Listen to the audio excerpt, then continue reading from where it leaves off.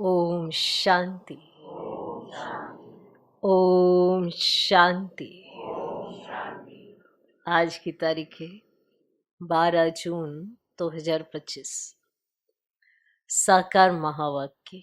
बाबा कहते, मीठे बच्चे, तुम्हें अभी ज्ञान की दृष्टि मिली है। तुम्हें अभी ज्ञान की दृष्टि मिली है, इसीलिए तुम्हारा भटकना बंद हुआ। इसीलिए तुम्हारा भटकना बंद हुआ। तुम शांति धाम, सुख धाम को याद करते हो।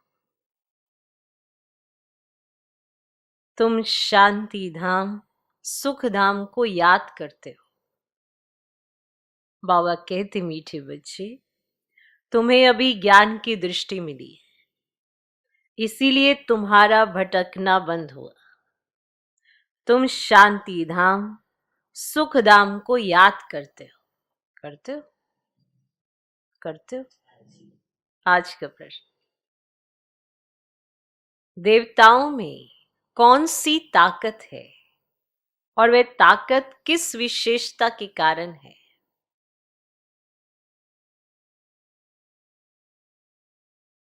देवताओं में कौन सी ताकत है और वह ताकत किस विशेषता के कारण है? देवताओं में कौन सी ताकत है और वह ताकत किस विशेषता के कारण है? उत्तर, देवताओं में सारे विश्व पर राज्य करने की ताकत है। देवताओं में सारे विश्व पर राज्य करने की ताकत है। वह ताकत विशेष, वह ताकत विशेष, सोचो सोचो, एक मत की विशेषता के कारण है। वह ताकत विशेष एक मत की विशेषता के कारण है। एक मत की विशेषता, इसीलिए वह ताकत है पूरे विश्व पर राज्य करने की। वहां एक मत होने के कारण वजीर आदि रखने की दरकार नहीं। वहां एक मत होने के कारण वजीर आदि रखने की दरकार नहीं। देवताओं ने संगम पर बाप से ऐसी श्रीमत ली हुई है। देवताओं ने संगम पर बाप से ऐसी श्रीमत ली हुई है जो 21 जन्म राज्य करते हैं। जो 21 जन्म राज्य करते हैं। वहां एक राजा की एक दैवी फैमिली होती, दूसरी मत होती नहीं। वहां एक राजा की एक दैवी फैमिली होती, दूसरी मत होती नहीं। ठीक? तो देवताओं में कौन सी ताकत है और वह ताकत किस विशेषता के कारण है? उत्तर, देवताओं में सारे विश्व पर राज्य करने की ताकत है और वह ताकत विशेष एक मत की विशेषता के कारण है। वहां एक मत होने के कारण वजीर आदि रखने की दरकार नहीं। देवताओं ने संगम पर बाप से ऐसी श्रीमत ली हुई है जो 21 जन्म राज्य करते हैं। और वहां एक राजा की एक देवी फैमिली होती, दूसरी मत होती नहीं। आज का गीत है, नैनहीन को राह दिखाओ प्रभु। ओम शांति। बच्चों को नैन मिले हैं? पहले नैन नहीं थे? कौन से नैन? ज्ञान के नैन नहीं थे। अज्ञान के नैन तो थे। बच्चे जानते हैं ज्ञान सागर एक ही बाप है और कोई में ये रूहानी ज्ञान है ही नहीं। जिस ज्ञान से सद्गति हो अर्थात शांति धाम सुखधाम जाना हो। अभी तुम बच्चों को दृष्टि मिली है कैसे सुखधाम बदलकर फिर माया का राज्य व दुखधाम बनता है। पुकारने लगते हैं कि नए नहीं इनको राह बताओ। अब भक्ति मार्ग के यज्ञ दान पुण्य आदि से कोई राह नहीं मिलती है शांति धाम सुखधाम जाने की। हर एक को अपना पाठ बजाना ही है। बाप कहते मुझे भी पाठ मिला हुआ है। भक्ति मार्ग में पुकारते हैं मुक्ति जीवन मुक्ति की राह बताओ। उसके लिए कितने यज्ञ तप दान पुण्य आदि करते हैं, कितना भटकते हैं। अब शांति धाम सुख धाम में भटकना तो होता ही नहीं है। ये भी तुम बच्चे जानते हो। वो तो सिर्फ शास्त्रों की पढ़ाई और जिस्मानी पढ़ाई को ही जानते हैं। इस रूहानी बाप को तो बिल्कुल जानते ही नहीं। और रूहानी बाप ज्ञान तब आकर देते हैं जबकि सर्व की सद्गति होती है। पुरानी दुनिया बदलनी होती है, मनुष्य से देवता बनते हैं, फिर सारी सृष्टि पर एक ही राज्य होता है देवी देवताओं का, जिसको ईश्वर कहते हैं। ये भी भारतवासी जानते हैं। आदि सनातन देवी देवता धर्म भारत में ही था। उस समय कोई और धर्म ही नहीं था। तो तुम बच्चों के लिए तो अभी है ना संगम युग, और बाकी सब है कलयुग में। ये बात भी याद रखा करो कि हम संगम पर हैं, बाकी इस समय कलयुग में है। तुम पुरुषोत्तम संगम युग पर बैठे हो। जो जो बाप को याद करते हैं, बाप की श्रीमत पर चलते हैं, वह संगम युग पर है, बाकी कलयुग में है। अभी कोई सावरेंटी किंगडम तो है ही नहीं, है कोई राजा रानी का इस तरह से कोई सावरेंटी किंगडम आदि तो है ही नहीं। अनेक मतों से राज्य चलता है। और सतयुग में तो एक महाराजा की ही मत मिलती है ना, वही चलती है। वजीर नहीं होते हैं वहां पे, इतनी ताकत रहती है। माना एक की मत से सब चल पड़ते हैं। कोई दो मतें नहीं, कोई झगड़ा नहीं, जैसा कहा वैसा माना। वजीर नहीं होते, इतनी ताकत रहती है। फिर जब पतित बनते हैं तो वजीर आदि रखते हैं, क्योंकि वह ताकत नहीं रहती है। अभी तो है ही प्रजा का राज्य। सतयुग में एक मत होने से ताकत मिलती है। अभी तुम वे ताकत ले रहे हो। 21 जन्म इंडिपेंडेंट राजा ही करते हो। 21 जन्म इंडिपेंडेंट राजा ही करते हो। अपनी दैवी फैमिली है। अभी यह है तुम्हारा ईश्वरीय परिवार। बाप कहते अपने को आत्मा समझ, बाप की याद में रहते हो तो तुम ईश्वरीय परिवार के हो। अपने को आत्मा समझकर बाप की याद में रहते हो तो तुम ईश्वरीय परिवार के हो। अगर देह अभिमान में आकर भूल जाते हो तो आसुरी परिवार के हो। अगर देह अभिमान में आकर भूल जाते हो तो आसुरी परिवार के हो। 1 सेकंड में ईश्वरीय संप्रदाय के और फिर 1 सेकंड में आसुरी संप्रदाय के बन जाते हो। सुनाया था ना बाबा ने, अभी देखो तो कितने मीठे, और 1 घंटे के बाद क्रोध कर रहे हैं। फिर क्या टाइटल दिया था, घड़ी घड़ी के घड़ियाल, है ना। 1 सेकंड में देखो ऐसे, और दूसरे ही सेकंड अगर देह अभिमान आया तो आसुरी हो गए, आसुरी परिवार के। 1 सेकंड में ईश्वरीय संप्रदाय की और फिर 1 सेकंड में आसुरी संप्रदाय के बन जाते हो। तो अपने को आत्मा समझ बाप को याद करना कितना सहज है, परंतु बच्चों को मुश्किल लगता है। बाप कहते अपने को आत्मा समझ और बाप को याद करेंगे ना तो विक्रम विनाश होंगे। देह द्वारा कर्म तो करना ही है, करना है। अब देह बिगड़ तो तुम कर्म कर नहीं सकेंगे। कोशिश करनी है काम काज करते भी हम बाप को याद करें। कहीं कहते आज तो मुझको बिल्कुल फुर्सत नहीं मिली बाबा को याद करने की। अरे कार्य किया तो कैसे किया, बिना बाप के कर लिया तो ये कैसा कार्य था। आप तो कलयुग में बैठ के कार्य कर रहे थे जो बाप की याद ही नहीं थी। ये एहसास क्यों नहीं होता कि ये जो कार्य भी दिया है, जो निमित्त मात्र हमको अपना भाग्य बनाने के लिए चांस भी मिला है, ये भी तो बाप की ब्लेसिंग है ना। आज उसने ताकत भरी है तो हम कर पा रहे हैं, ये भी तो बाप की ब्लेसिंग है ना। मैंपन किस बात का? फिर कैसे याद नहीं आया? याद तो आना चाहिए। अब किसी से कोई कार्य सीखते हैं तो उसकी स्मृति आती है कि नहीं आती है? कि उसने ऐसे सिखाया था, उसने ऐसे करने के लिए कहा था, वो बुद्धि में रहता है कि नहीं रहता है? तो आपको किसने सिखाया? जब ये कहते हो मुख से कि बाप ने सिखाया है, तो स्मृति में क्यों नहीं आता है? मैंपन क्यों आ जाता है कि मैं देखो कितना अच्छा कार्य करता हूं, मैं ही कर रहा हूं। तो कर्म तो कर रहे हैं पर याद नहीं है, पर जिससे कर्म करना सीखा है उसकी याद नहीं है, तो फिर वो तो कर्म विकर्म बन जाएंगे। जबकि हमें इस समय कर्म सुकर्म बनाने हैं। कर्म चाहे कोई भी हो, याद शामिल है तभी वो कर्म योग है, तभी वो सुकर्म है। बाकी नहीं तो देह अभिमान में लाकर हर कर्म याद रहेगा। आपको ये भी याद रहेगा मैंने आज क्या क्या किया। कर्म तो याद रखना है, पर कर्म में याद रही ये तो आप ही को करना है, नहीं करना है। कर्म तो सब करते हैं, पूरे विश्व की आत्माएं कर्म कर रही हैं, पर योग नहीं करती है।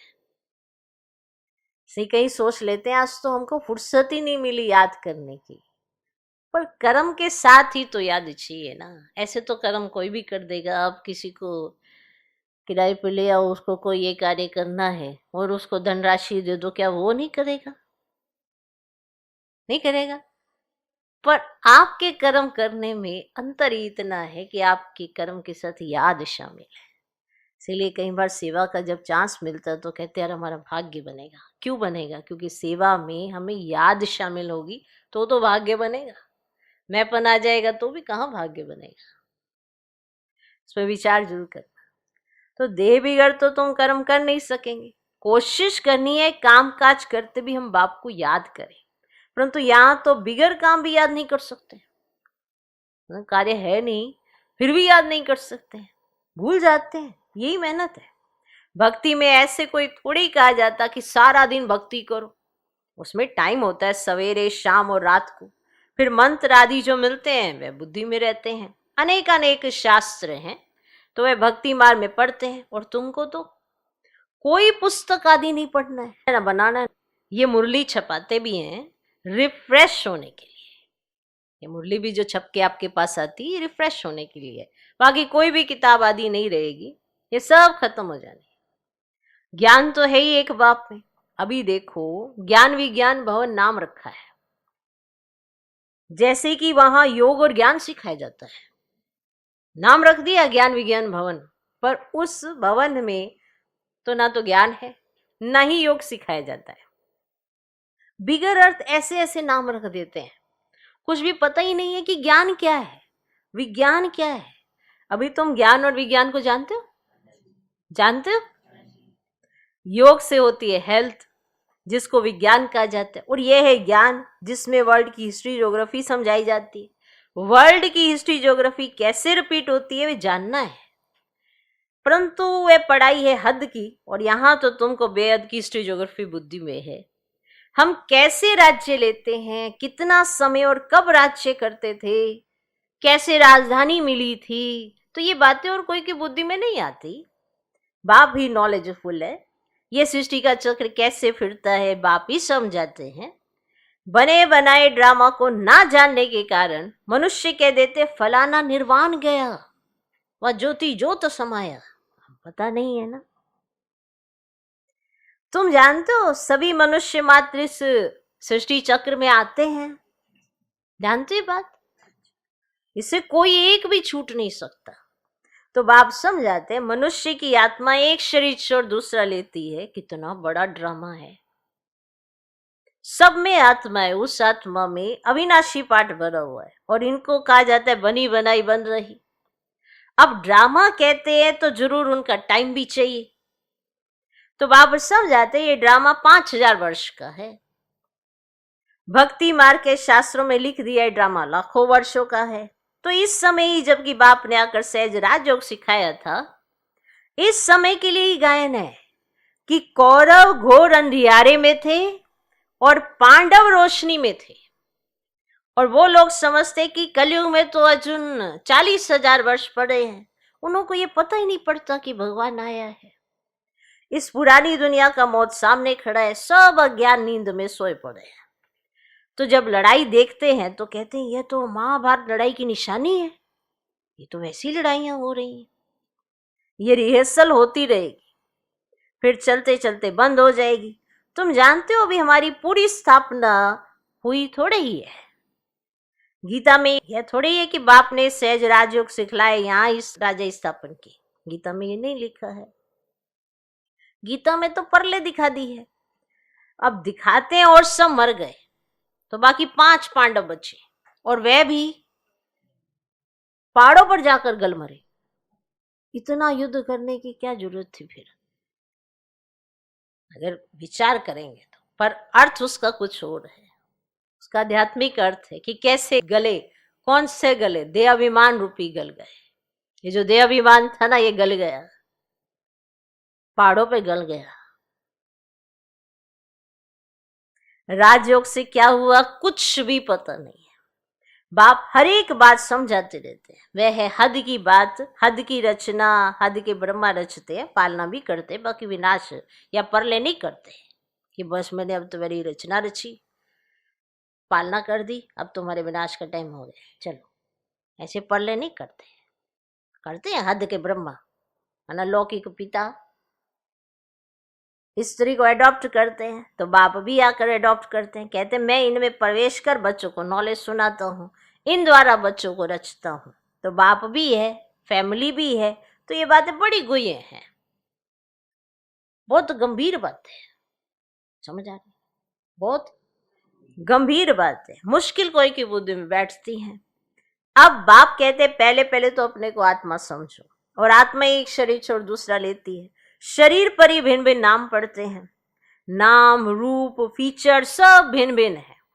एक के फीचर्स ना मिले दूसरे से, देखो कितने फीचर्स हैं, किसी के भी मिलते हैं? नहीं मिलते। हर एक आत्मा के जन्म जन्मांतर के अपने फीचर्स हैं, अपनी एक्ट ड्रामा में नूंदी हुई है, इसीलिए इनको बना बनाया ड्रामा कहा जाता है। अभी बेहद का बाप कहते हैं मुझे याद करो तो विक्रम विनाश हो, तो हम क्यों ना बाप को याद करें, यही मेहनत की बात है। तुम बच्चे जब याद की यात्रा में बैठते हो तो माया के तूफान आते हैं, युद्ध चलता है, तूफान आते हैं, युद्ध चलता है, उससे घबराना नहीं है। माया घड़ी घड़ी याद को तोड़ेगी, ये उसका काम है। संकल्प विकल्प ऐसे ऐसे आएंगे जो एकदम माथा खराब कर देंगे। बहुत मेहनत करो, तो मेहनत करो ना, ये कोई भी ऐसा संकल्प जो तुम्हारी स्मृति में आता है उसको तुरंत स्टॉप करना है। कहीं पकड़ के ये क्यों आया, कहाँ से आया, कैसे आया, मैंने तो सोचा नहीं था, उसी पे लगे रहते आधा घंटा, और उसका हैवीनेस कितना होता है, और फिर और परेशान, आ कैसे गया, अरे भैया आया, स्टॉप कर दो ना, सेकंड में आपको पता चल गया है कि ये उठ रहा है, तो स्टॉप करो। करना आता है सबको, अर्न करना आता है कि नहीं? मानो पहले ये बात कि आपको आता है।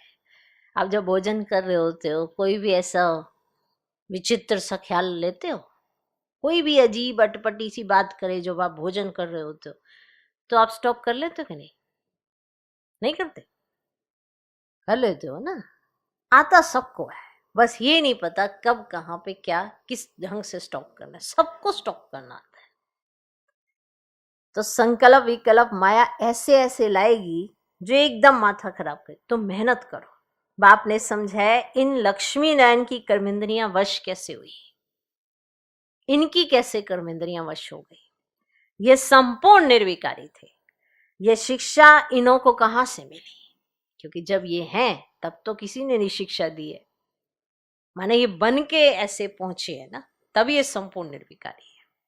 अभी तुम बच्चों को ये बनने की शिक्षा मिल रही है, इनमें कोई विकार नहीं होता। वहां रावण राज्य ही नहीं, पीछे रावण राज्य होता है। रावण क्या चीज है ये कोई भी नहीं जानते।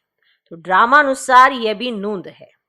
ड्रामा के आदि मध्यांत को नहीं जानते हैं, इसीलिए नेति नेति करते आए हैं। अभी तुम स्वर्गवासी बनने के लिए पुरुषार्थ कर रहे हो। क्या बनने के लिए? स्वर्गवासी। ये लक्ष्मी नारायण स्वर्ग के मालिक है ना। इन्हों के आगे माथा टेकने वाले तमो प्रधान कनिष्ठ पुरुष हैं। बाप कहते पहले पहले तो ना एक बात पक्की कर लो। कौन सी? पहले ये वाली बात ही पक्की कर लो। रोज समझाते हैं कि अपने को आत्मा समझ बाप को याद करो। आत्मा समझ कर बाप को याद करो। इसमें ही मेहनत है। जैसे 8 घंटे सरकारी नौकरी होती है ना, 8 घंटे की होती है ना सरकारी नौकरी। अभी तुम बेहद की सरकार के मददगार हो। वाह, बेहद की सरकार के मददगार। तुमको कम से कम अगर आज किसी को सरकारी नौकरी मिल जाए कितनी खुशी होगी दीदी, कितनी, है ना। नौकरी मिली भी तो सरकारी, सरकार की नौकरी, और आपको तो फिर बेहद की सरकार की नौकरी मिल रही है। बहुत बड़ी बात है। जिन पैसों से उन्होंने जो चीजों की प्राप्ति करनी है, पैसे के आधार पर, वो चीजें ऑलरेडी आपको बेहद की सरकार दे देती है। कमाल की सरकार है। तो तुमको कम से कम 8 घंटा पुरुषार्थ कर याद में रहना। ये अवस्था तुम्हारी ऐसी पक्की हो जाएगी जो कोई की भी याद नहीं आएगी। बाप की याद में ही शरीर छोड़ेंगे, फिर वही विजयमाला के दाने बनेंगे। एक राजा की प्रजा कितनी ढेर होती है, यहां भी प्रजा बननी है। तुम विजयमाला के दाने पूजने लायक बनेंगे। 16,108 की माला भी होती है, एक बड़े बॉक्स में पड़ी रहती है। 16,108 की 8 की माला है, 108 की भी है, और अंत में फिर 16,108 की भी बनती है। तुम बच्चों ने ही बाप से राजयोग सीख सारे विश्व को स्वर्ग बनाया है, इसलिए तुमको पूजा जाता है। तुम ही पूज्य थे, फिर पुजारी बने हो। ये दादा कहते हैं हमने खुद माला फेरी है, जो बड़ी सी बॉक्स में माला हमने खुद फेरी है। लक्ष्मी नारायण के मंदिर में यूं तो रुद्रमाला होनी चाहिए। तुम पहले रुद्रमाला फिर रुंडमाला बनते हो। पहले नंबर में है रुद्रमाला, जिसमें शिव भी है, माना जिसमें सभी हैं। और रुंडमाला में शिव कहां से आए? माना विष्णु की माला रुंडमाला, उसमें शिव नहीं है, वह है विष्णु की माला, माना जो सत्युग। इन बातों को भी कोई समझते थोड़ी है, समझते थोड़ी है। अभी तुम कहते हो हम शिव बाबा के गले का हार जय बनते हैं। ब्राह्मणों की माला नहीं बन सकती है। बड़ी कोशिश की ब्रह्मा बाबा ने ब्राह्मणों की माला बनाने। बड़ी खुशी होती थी कि एक माला तैयार करता हूं ब्राह्मणों की, शिव बाबा के आगे पेश करूंगा। अभी देखो ऐसे, अभी देखो कैसे। तो फिर बाबा ने डिक्लेयर ही कर दिया, क्या, कि ब्राह्मणों की माला नहीं बन सकती, ब्राह्मणों की माला होती ही नहीं। तुम जितना याद में रहते हो, फिर वहां भी नजदीक में ही आकर राज्य करेंगे। ये पढ़ाई और कोई जगह मिल ना सके। तुम जानते हो अभी हम इस पुराने शरीर को छोड़ स्वर्गवासी बनेंगे। सारा भारत स्वर्गवासी बनेगा। इन पर्टिकुलर भारत ही स्वर्ग था। 5,000 वर्ष की बात है, लाखों वर्ष की तो कोई बात ही नहीं हो सकती। देवताओं को ही 5,000 वर्ष हुए, स्वर्ग को मनुष्य भूल गए हैं। तो ऐसे ही कह देते हैं, बाकी है कुछ नहीं। इतना पुराना संवत आदि है थोड़ी, है ही सूर्यवंशी चंद्रवंशी, फिर और धर्म में आते हैं। पुरानी चीजें काम क्या आएंगी। कितना खरीद करते हैं ना पुरानी चीजों की। पुरानी चीज की बहुत वैल्यू करते हैं कि बहुत लाखों वर्ष पुरानी है, वाह, बहुत खरीद करते हैं, वैल्यू रखते हैं। तो सबसे वैल्यूबल है शिव बाबा। कितने शिवलिंग बनाते हैं। आत्मा इतनी छोटी बिंदी है, ये किसको भी समझ में नहीं आता है, अति सूक्ष्म रूप है ना। तो बाप ही समझाते हैं, इतनी छोटी बिंदी में इतना पार्ट नूंदा हुआ है, ये ड्रामा रिपीट होता रहता है। तो ये ज्ञान तुमको वहां नहीं रहेगा, ये प्राय लोप हो जाता है। तो फिर कोई सहज राजयोग सिखला कैसे सकते जब ये लोप हो जाता है। ये सब भक्ति मार्ग के लिए बैठ बनाया है। अभी बच्चे जानते हैं बाप द्वारा ब्राह्मण, देवता, क्षत्रिय 3 धर्म स्थापन होते हैं भविष्य नई दुनिया के लिए। वह पढ़ाई जो तुम पढ़ते हो ना, वह है इस जन्म के लिए। इनकी प्रारब्ध तुमको नई दुनिया में मिलती है। ये पढ़ाई होती ही है संगम युग पर। ये है पुरुषोत्तम संगम युग। मनुष्य से देवता तो जरूर संगम पर बने होंगे। तो बाप बच्चों को सब राज समझाते हैं। ये सारे राज बाबा ने आपको डिटेल में बताए हैं, कब, कहाँ, कैसे, क्या होता है, कितना होता है, कितना समय लगता है, सब राज समझाते हैं। ये भी बाबा जानते हैं। तुम सारा दिन इस याद में रह नहीं सकेंगे, ये भी बाबा जानते हैं, इम्पॉसिबल है। इसीलिए चार्ट रखो, देखो हम कहां तक याद में रह सकते हैं। चार्ट आपको अपने उन्नति के लिए रखना है, किसी और के लिए नहीं रखना है। फिर देखो कि हम कितना याद में रह सकते हैं। देह का अभिमान होगा तो याद कैसे रह सकेगी? पापों का बोझा सिर पर होता है, इसीलिए बाबा कहते याद में रहो। त्रिमूर्ति का चित्र पॉकेट में डाल दो, परंतु तुम घड़ी घड़ी भूल जाते हो। अलफ को याद करने से बेआदि सब याद आ जाता है। अब बैस तो सदा लगा रहे, लिटरेचर भी हो, कोई भी अच्छा आदमी हो तो उनको देना चाहिए। अच्छा आदमी कभी मुफ्त में लेंगे ही नहीं। बोले इसका क्या पैसा है? बोलो ये गरीबों को तो मुफ्त में दिया जाता है, बाकी जो जितना दे रॉयल्टी होनी चाहिए। तुम्हारी रस्म रिवाज दुनिया से बिल्कुल न्यारी होनी चाहिए। रॉयल आदमी आप ही कुछ ना कुछ दे देंगे।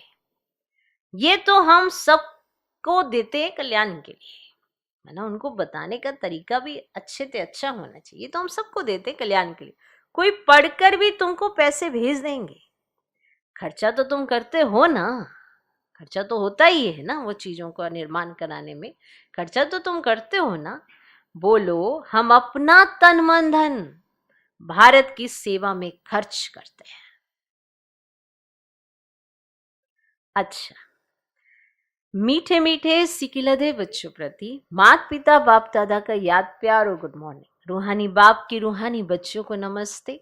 हम रूहानी बच्चों की भी रूहानी बाप को नमस्ते नमस्ते नमस्ते। Good morning good morning good morning. धारणा के लिए मुख्य सार, पहला पॉइंट, इस बेहद की सरकार को मदद करने के लिए, जो बेहद की सरकार को मदद करेगा ना, उसे सरकारी मदद हमेशा मिलेगी। संगम पर तो ये लॉटरी उसके पास है।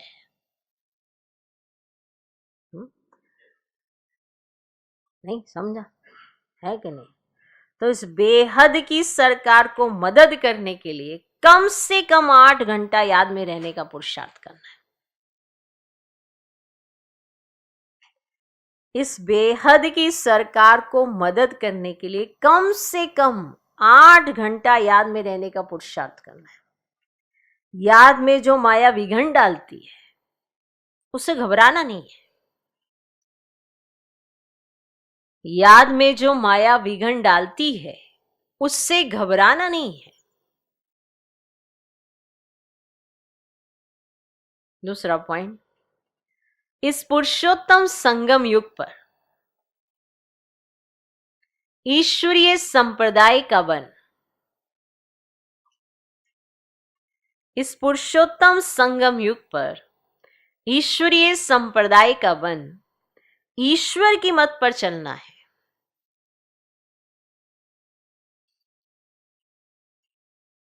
कर्म करते भी एक बाप की याद में रहने का अभ्यास करना है। कर्म करते भी एक बाप की याद में रहने का अभ्यास करना है। कर्म तो सभी करते हैं, पर उसमें याद को शामिल करने की प्रैक्टिस आपको अपनी करनी है। आज का वरदान, अंतर्मुक्ता की गुफा में रहने वाले देहे से न्यारे देही भव।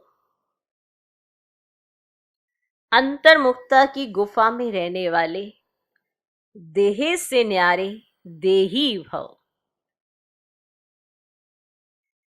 जो पांडवों की गुफाएं दिखाते हैं वे यही अंतर्मुखता की गुफाएं हैं। जितना देह से न्यारे देही रूप में स्थित होने की गुफा में रहते हो, देह से न्यारे देही रूप में स्थित होने की गुफा में रहते हो, उतना दुनिया के वातावरण से परे हो जाते हो, वातावरण के प्रभाव में नहीं आते। जैसे गुफा के अंदर रहने से बाहर के वातावरण से परे हो जाते हैं, ऐसे ये अंतर्मुखता की गुफा भी सबसे न्यारा और बाप का प्यारा बना देती है। सबसे न्यारा और बाप का प्यारा बना देती है। और जो बाप का प्यारा है वे स्वतः सबसे न्यारा हो जाता है, वे स्वतः सबसे न्यारा हो जाता है। आज का स्लोगन, साधना बीज है और साधन उसका विस्तार है। साधना बीज है और साधन उसका विस्तार है। विस्तार में साधना को छिपा नहीं देना। आप साधना में रहते हैं तो विस्तार रूप में आपको बहुत सारे साधन प्राप्त हो जाते हैं, लेकिन सिर्फ साधनों के पीछे लग लग कर अपनी साधना नहीं छोड़ देना। तो विस्तार में साधना को छिपा नहीं देना, क्योंकि बहुत सारे साधन है आज के समय में, वो सारे साधन आपको साधना से प्राप्त हुए हैं। लेकिन अगर हम साधनों के पिछाड़ी रहते हैं तो साधना छूट जाती है। अभी ये नहीं है, अभी वो नहीं है, ये होता तो हम ये कर लेते, वो होता तो हम ये कर लेते। पर पहले हम साधना पर ध्यान देते थे, योग पर ध्यान देते थे, तो सारी चीजें आ गई। अब जब सारी चीजें आ गई तो उसी में बुद्धि अटक गई। पहले कुछ भी नहीं होता था तो योग की तरफ ध्यान जाता था। अब इतनी सारी चीजें हैं, इतनी फैसिलिटीज हैं, फिर भी हमारी बुद्धि उन्हीं चीजों की तरफ जाती रहती है। हमारे पास ये नहीं है, हमारे पास वो नहीं है, ये होता तो ये होता, ये होता तो ये होता। वही साधना करेंगे तो वो सारी चीजें तो ऑटोमेटिकली प्राप्त हो जाती है। तो साधना बीज है और साधन उसका विस्तार है। विस्तार में साधना को छिपा नहीं देना। अव्यक्त इशारे, आत्मिक स्थिति में रहने का अभ्यास करो, अंतर्मुखी बनो। अंतर्मुखी की निशानी सदा सागर के तले में खोए हुए गंभीर मूर्त, चेहरे द्वारा आत्मिक स्थिति के चिन्ह दिखाई देंगे। एक और मनन चिंतन करने वाला चेहरा और फिर रमणीक अर्थात मुस्कुराता हुआ चेहरा, दोनों ही लक्षण सूरत से प्रत्यक्ष होंगे कि ये मनन चिंतन भी करते, गंभीर भी हैं और रमणीक भी है। दोनों ही लक्षण सूरत से प्रत्यक्ष होंगे। अंतर्मुखी सदा हर्षित मुख दिखाई देंगे, क्योंकि माया का सामना करना समाप्त हो जाएगा। वो सदा हर्षित मुख दिखाएंगे क्योंकि वो माया का सामना ही नहीं करेंगे। माया उनसे भयभीत होकर दूर भाग जाएगी, तो हर्षित मुख रहेंगे। आपका हर्षितपना गायब होने का तो कोई ना कोई कारण तो होता ही है ना। कोई ना कोई बात तो आपके मन में आ गई है जिसकी वजह से आपका हर्षितपना चला गया है। तो जब आप अंतर्मुखी बन हर्षित मुख दिखाई देंगे तो माया कहाँ से आएगी, आपका चेहरा कैसे मुरझाएगी। तो माया का सामना करना समाप्त हो जाएगा। ओम शांति।